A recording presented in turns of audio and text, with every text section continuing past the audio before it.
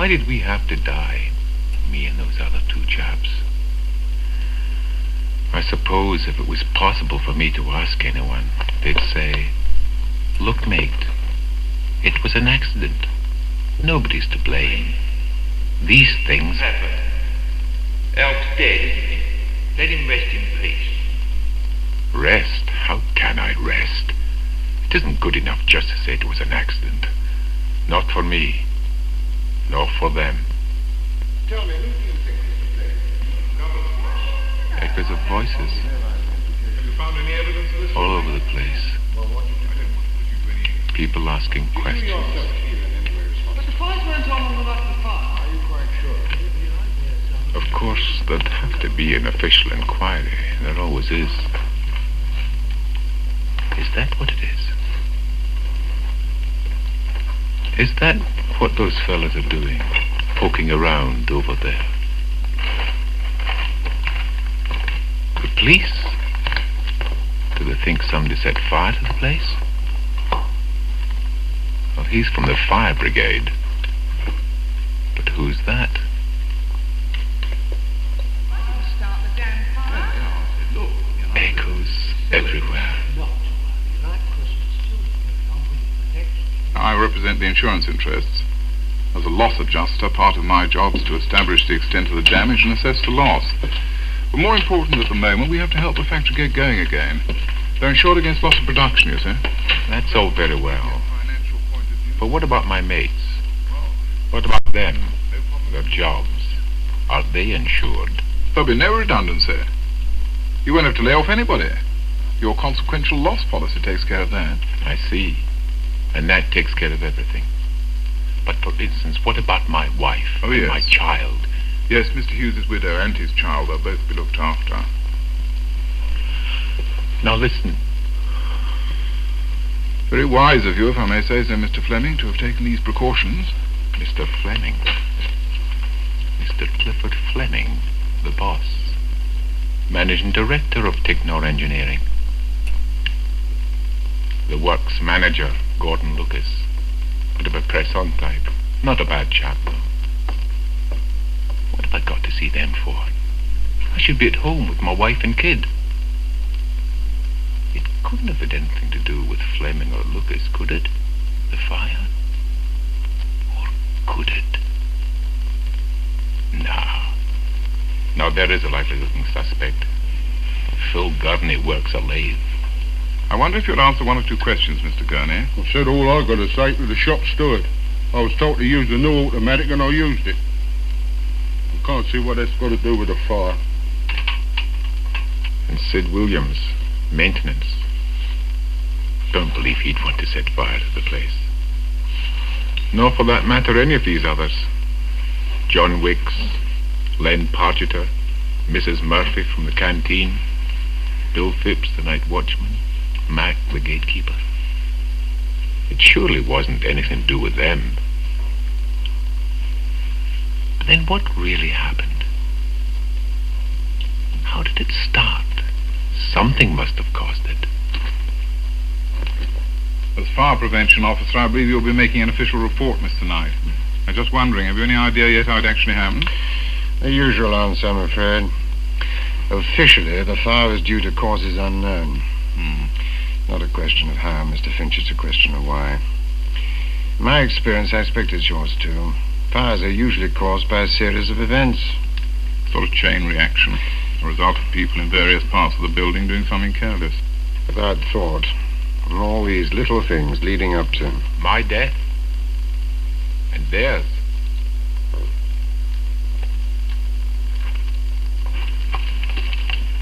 Have you found any evidence of this sort of thing?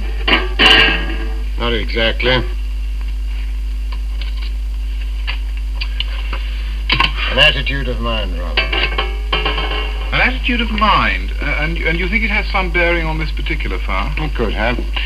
Let's just go over some of the facts. As you know, this was half of the works. The main half. Assembly shop, machine shop, tool room, stores, canteen. Yes. Thousands of pounds worth of stuff must have been processed here.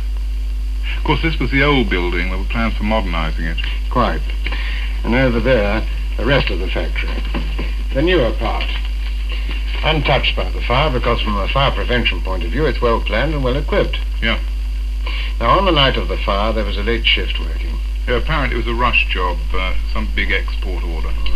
At about 11:20 p.m., the first signs of the fire, mainly smoke, were seen and reported here in the storeroom. Who by?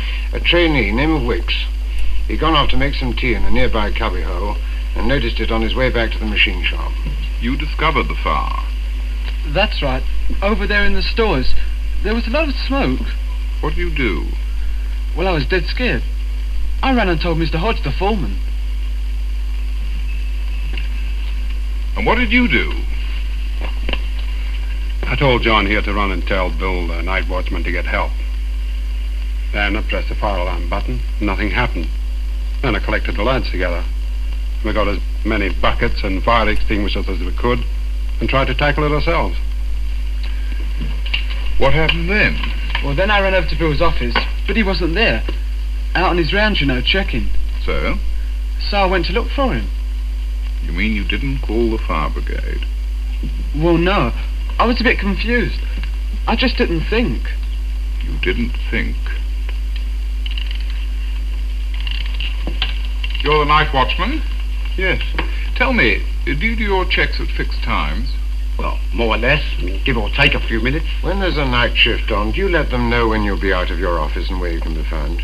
No, there didn't seem to be any point. Is your timetable displayed in the office? No, I never thought. You never thought. And when Wicks finally found you, what did you do? Well, I ran to the phone. And dial 999? No, I know this may sound silly, but... But? Well, I thought I'd give the lads a hand. So I phoned Mac at the gate and told him to get on the fire brigade. Then I got the extinguisher and I went off. Well, I thought it would be quicker. And so by the time the fire brigade got here, it was too late. It happens all the time. So often we get called too late, too often. That's what costs lives, the lives of good firemen. It turns a small fire into a national disaster. Well, I'm sorry, I never thought. No one thinks. That seems to be the real cause of it. I'm afraid there were more things to it than that. This, for instance. A fuse. I'm fairly certain it came from the wall over there. As you know, electricity, or rather misuse of electricity, is a major suspect where fires are concerned. Now, you just look at that fuse. It's been tremendously overrated. Overloaded? Quite. And that could easily have been the start of the fire. Then whoever overloaded the wiring is responsible. No, not as simple as that.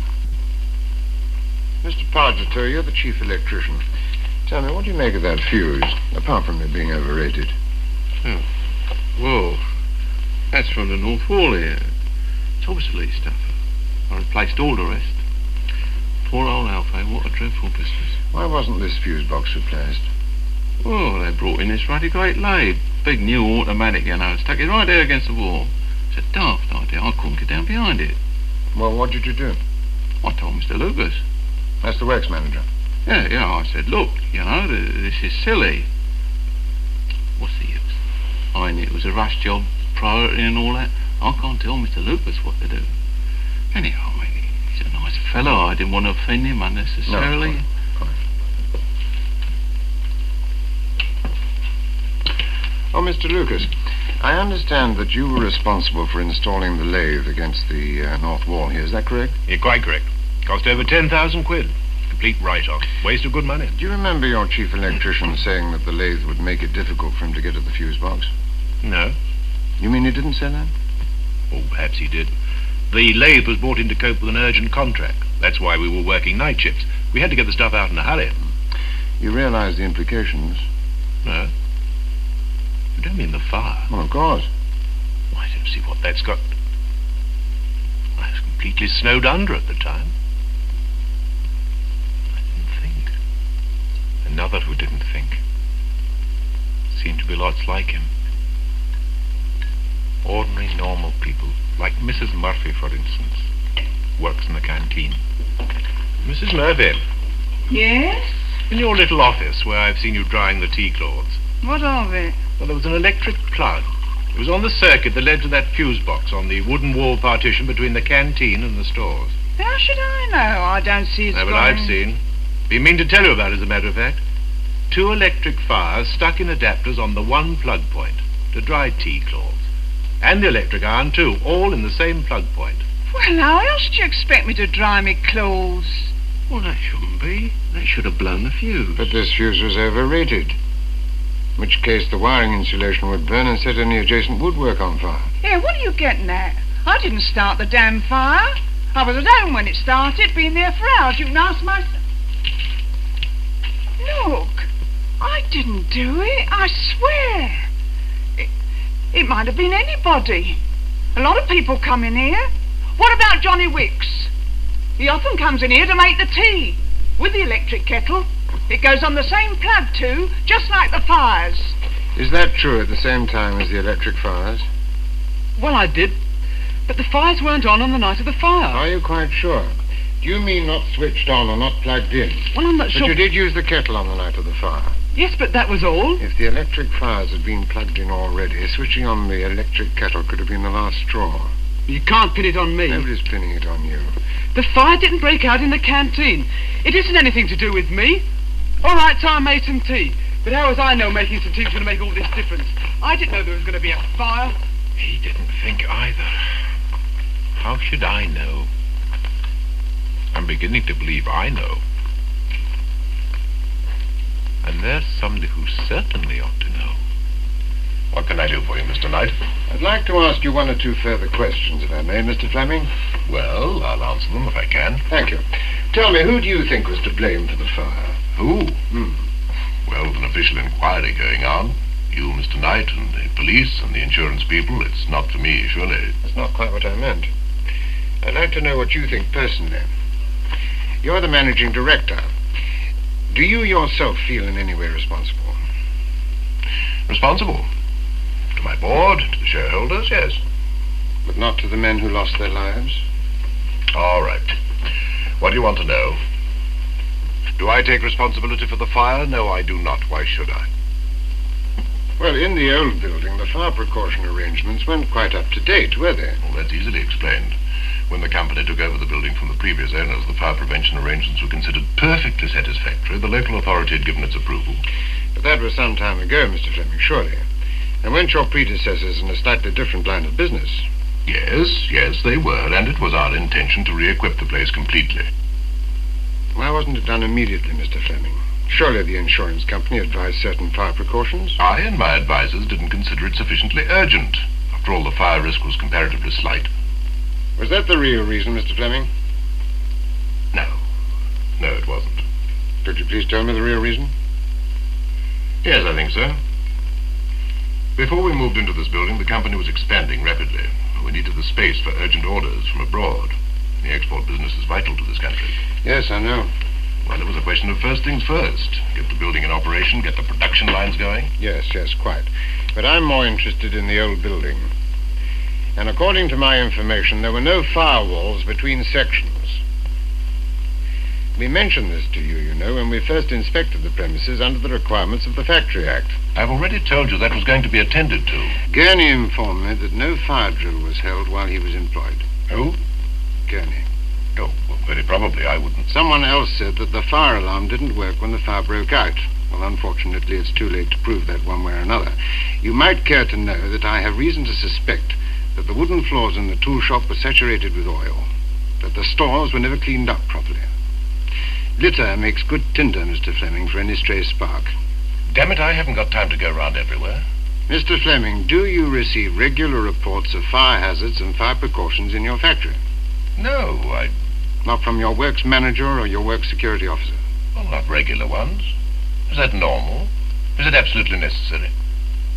Never occurred to me.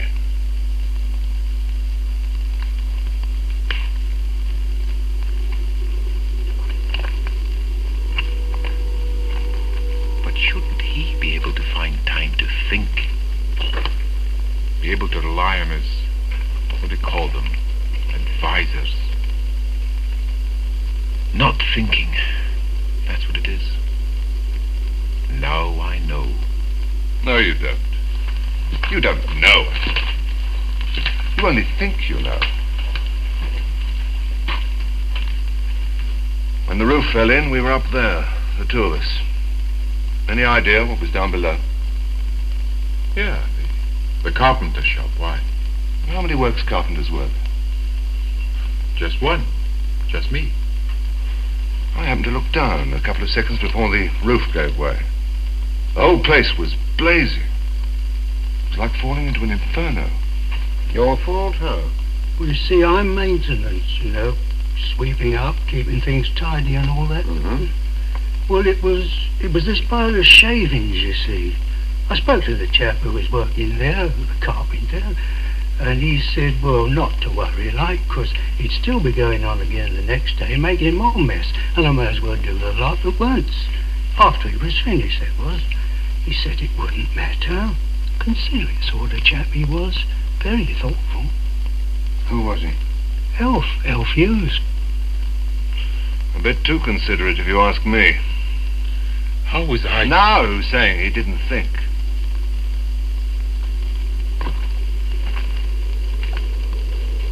No one is entirely free of blame. Everyone's guilty at some time or another of not thinking. Usually it's just little things.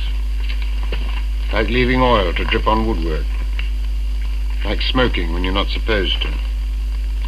Like leaving inflammable materials in a dangerous place. Like overloading electric wiring. Or leaving fires, heaters and irons switched on. Some are even guilty of being too busy to think. Those are the reasons people die and are injured, and why so often we arrive too late. And that's why the nation's fire bill is over 65 million a year and still rising. All right, insurance provides the money to rebuild, to cover consequential loss, to get things going again, but someone has to pay for it in the end. And someone means the nation. You, me. Everyone. And although over £1 million a week is a pretty hefty bill, it's not even conclusive. How do you compute loss of life? How much is a husband worth? Can money bring back a father? No. No, it's all right for us. We can rebuild, make a new start. Quite. But for those who died, well, you can't give them back their lives and all the promise in them, can you?